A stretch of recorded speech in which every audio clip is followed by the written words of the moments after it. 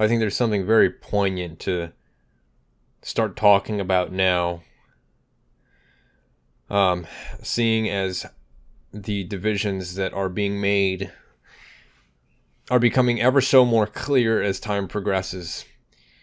The status quo is coming to an end. The way things were before is not how things are moving forward in the future. And I already discussed some of these things. Shut up. I already discussed some of these things in a prior video about how this paradigm is shifting entirely right before our very eyes. But the more introspective thing that actually involves change at the individual's life is recognizing how we're lied to even in the countercultural respect. For a while now, there's just been this discussion about trad life, okay, and how this also is paired with this idea of conservatism. Now, this has obviously arisen out of a countercultural movement to progressivism, to liberalism.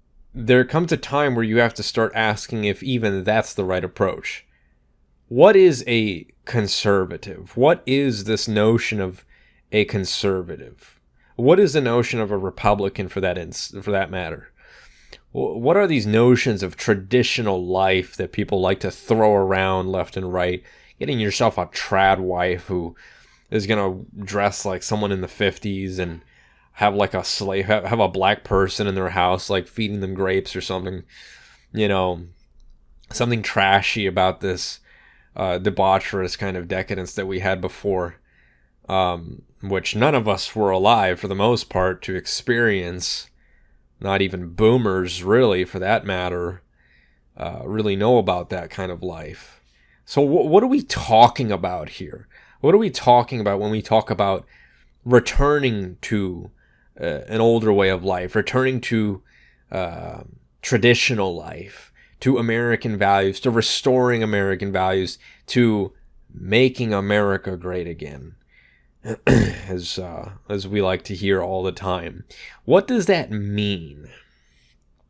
Well, I can tell you what that means, and you probably know what it means as well.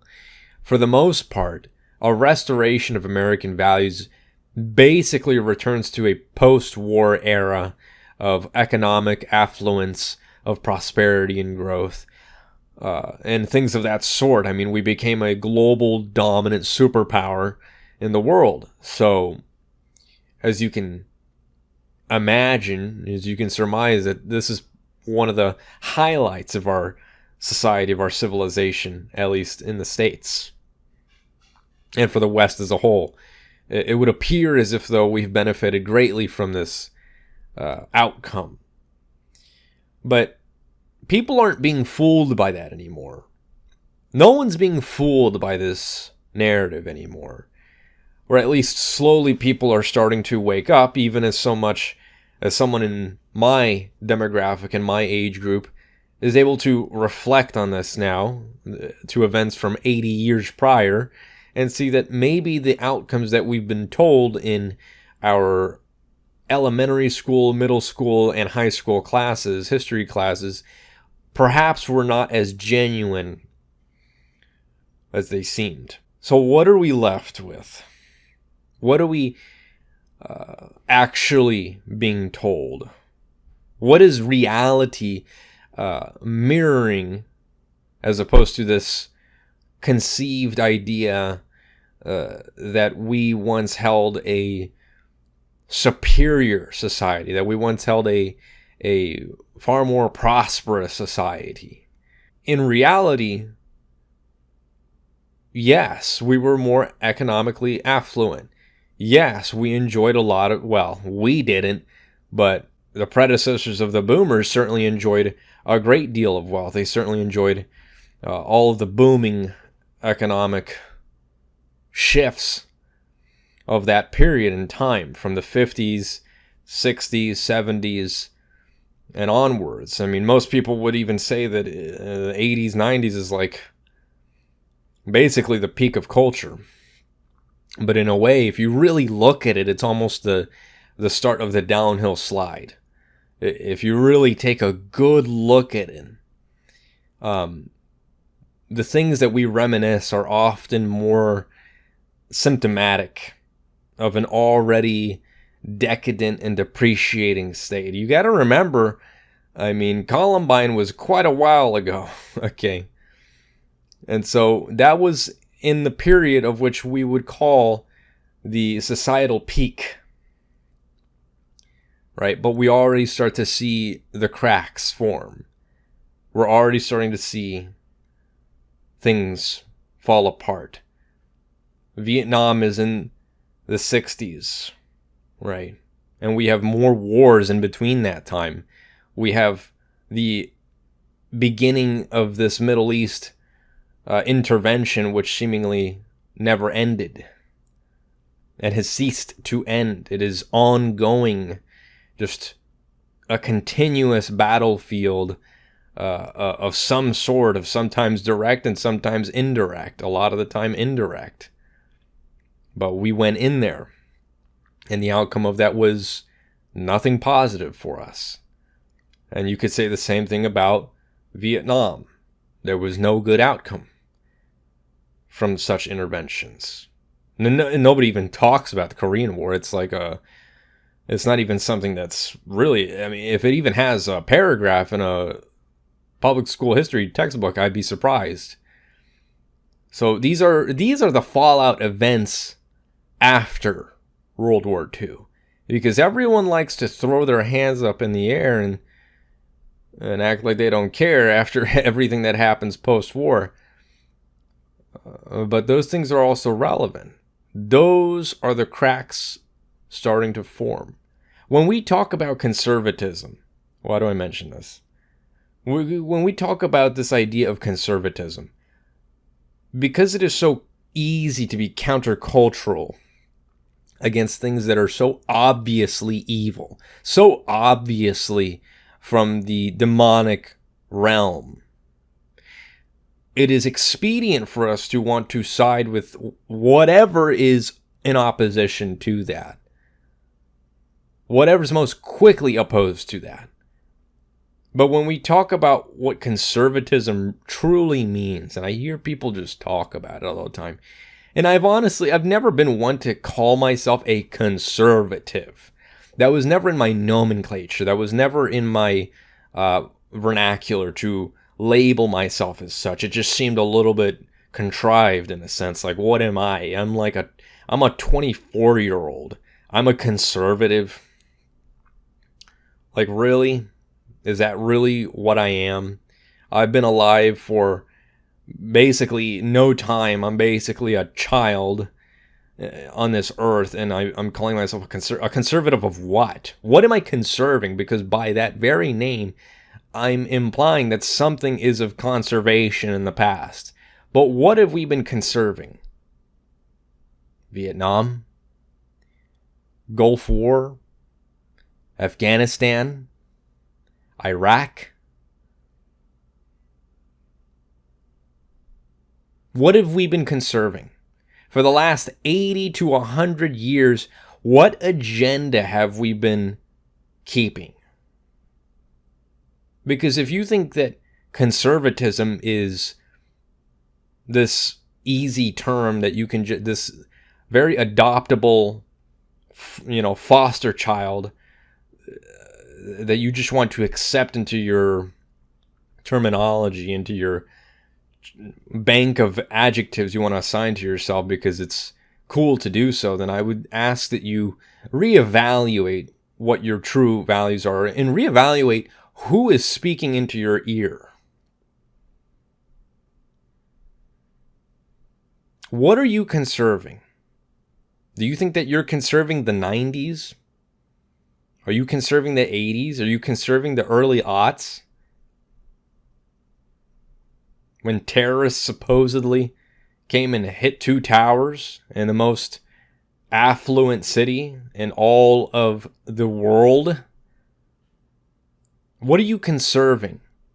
Skateboarding? Video games? not school shootings, what are you conserving exactly? Because if we're going to be completely honest about what it means to be a conservative, of what it means to be traditional in life, then you have to look at the full picture, not just at what's convenient to our taste buds, but you have to look at the whole pie. And the whole pie is a little bit unappetizing, if we're going to be honest. The last 100 years of that pie is foreign intervention. It has nothing to do with us. It has nothing to do with our interests. And it has almost everything to do with interest from abroad. When you say that you're a conservative, without realizing, without recognizing it, although a lot of people recognize it now, you are returning to a status quo. A status quo of endless war, endless combat, endless fighting abroad, endless regime change, sending your young men into battle to die, endless debt. That's what you're asking for.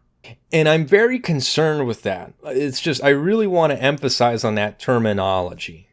Just so you understand, because I don't consider myself well attuned to the specifics in particular, but what the words mean, because words matter. The words that you assign to yourself matter here in particular. You're not conserving what you think you are. You're conserving a status quo that led to this very moment in time where we are now. If you were a conservative, like an absolutist conservative, you'd have like slaves on a plantation.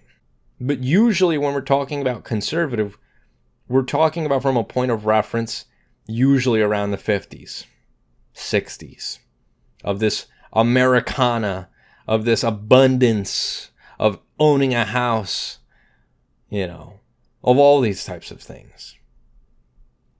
Of evangelical Protestantism, which sometimes is good and many times it has proven to be to our detriment. That's what you're conserving. You're conserving false things, distorted ideas. You're conserving subversion. You're conserving misinformation. You're conserving 1984. That's what you're conserving. Dwight D. Eisenhower didn't talk about these things because they were some figment of imagination he just came up with in his head. He was talking about this very early on, about a whole new world order. All of these things are publicly available. This waking up that people have now, the waking up is the new part, but the events have been occurring for a very long time. They're not novel. They've been repeating for a long time.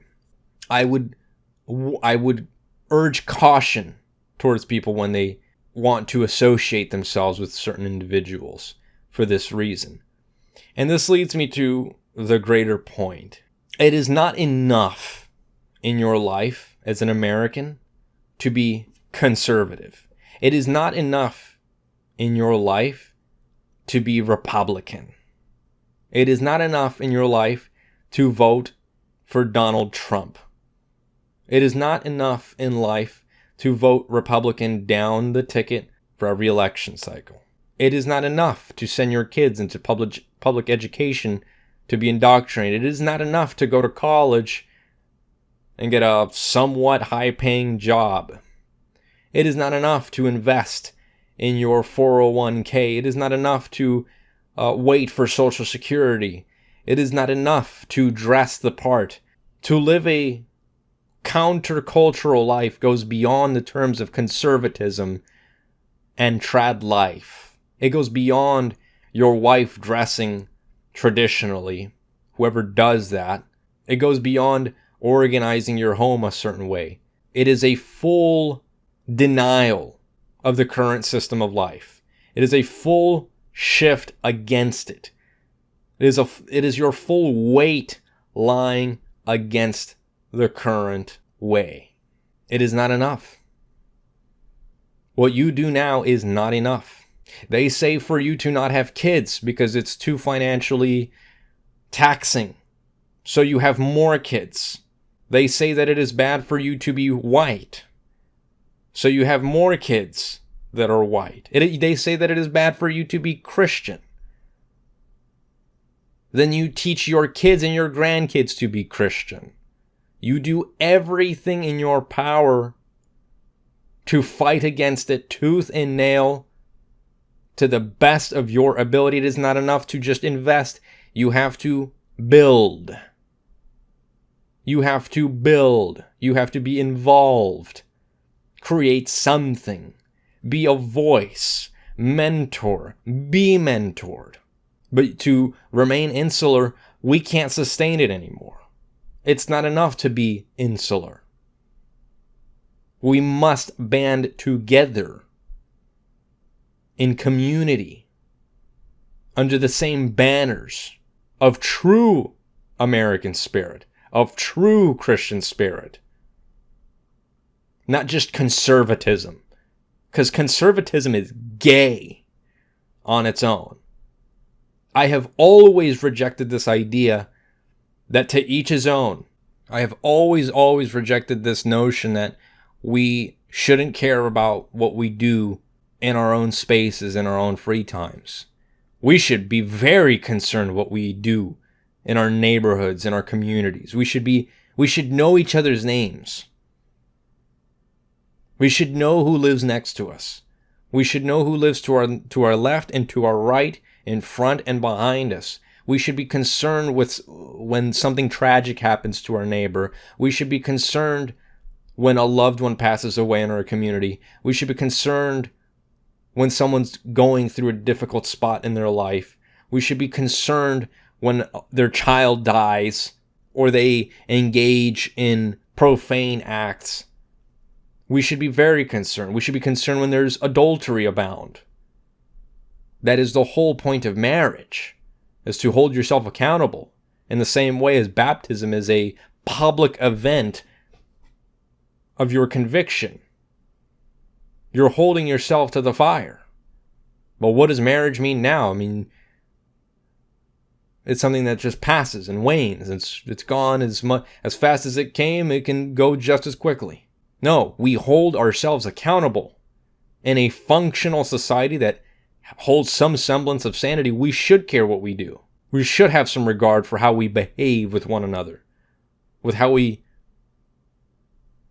go to work. Mind you, I'm not absolving myself of responsibility when I say this, because I'm guilty of all these things too. I don't know my neighbors. And that's sad. We don't know the people next to us. We don't know the people in our churches if we go to church at all. We don't know who they are. We live in such an isolated world. The solution is to not become more isolated, that's because that's exactly what they want. They want us to be completely isolated to ourselves. They want us completely insular. That is the end goal, is to destroy community. It starts in the individual family unit, and then it just spreads like a cancer. But I'm not absolving myself of the same unfortunate behaviors. We all do it. But it's a call to action for us to greet one another, to meet one another, to join, to be concerned with what we all do in a community. That's how we return to American values. You can't have American values when everyone's playing solo, playing a solo game where everyone's the main character. There is no sense of nationalism without a unified group of people that work towards a common goal. But when everyone's off doing their own thing, how can you ever possibly band together when the time calls for it? You can't. It's not just a political label. It's a way of life. And conserving what was before, conserving the agenda of never-ending war, of never-ending exponentially increasing budget and government spending, is that what we're conserving? Because that sucks. No. We have to think beyond that. We don't look to the past for how we can improve. We look towards the future. And we grab inspiration from the past, taking some of those elements which were good and make something even better. Our idea is not to regress. That's stupid. That's not visionary. That is regression. That is going back to a prior state. You never want to do that. True progressivism, unlike the bastard identity which it is now, is thinking ahead. Not thinking ahead like they do, because their conception of thinking ahead is the destruction of humanity, of the slaughter of millions of people, whether they recognize it or not. No. We think ahead with Christianity at the forefront of loving one's neighbor. So in any case, I don't know. This video could be significantly longer than this, but this camera keeps overheating. So I just have to end it there. The main effort that we should look towards is building upon what we had that was good prior, but better. Not back to what we had, better. Because conservatism calls for mediocrity. It's weak. It has no muscle. It's geriatric, as a matter of fact. We have to, if there's one thing you can admire about liberalism, it has passion behind it. Something that we don't have. We have something to learn from, even from our adversaries, and we should treat it with a degree of seriousness that I don't think that we have done up until now. And hopefully that changes. We don't have much time.